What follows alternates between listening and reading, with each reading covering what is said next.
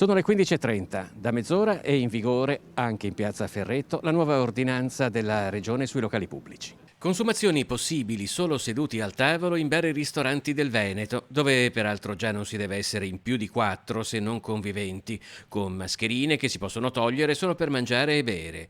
La nuova ordinanza regionale arriva nel picco della seconda ondata di coronavirus, in un Veneto rimasto unica zona gialla del nord Italia, e contiene anche la raccomandazione di evitare assembramenti a partire dal cosiddetto struscio in centro. Penso che la gente abbia preso paura o ha preso coscienza di quello che ha detto il nostro caro Zaia, perché se ne vedo molto poca gente in giro.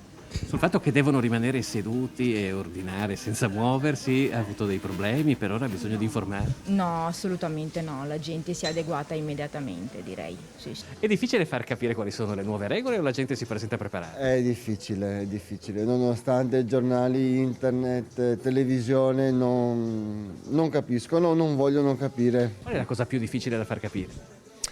È il numero di persone all'interno del locale di sicuro, perché capita spesso che entrano tutti insieme senza controllare i cartelli all'esterno o guardare perlomeno quante persone ci sono. Lei ha paura di avere qualche problema magari verso le 5, quando presumibilmente ci sarà l'affluenza massima?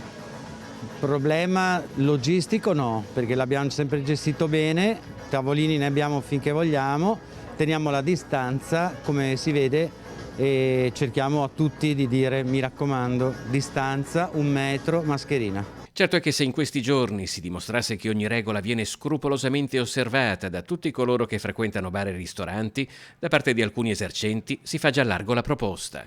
Di poterci tenere più aperti, con la distanza, la gente pian pianino si sta abituando sempre di più, multando noi stessi se sbagliamo, se andiamo oltre quelle che sono le direttive, e così poter lavorare un po' di più tutti quanti, anche i ristoranti, tenendo la distanza, che è quello che dice il nostro Premier, no?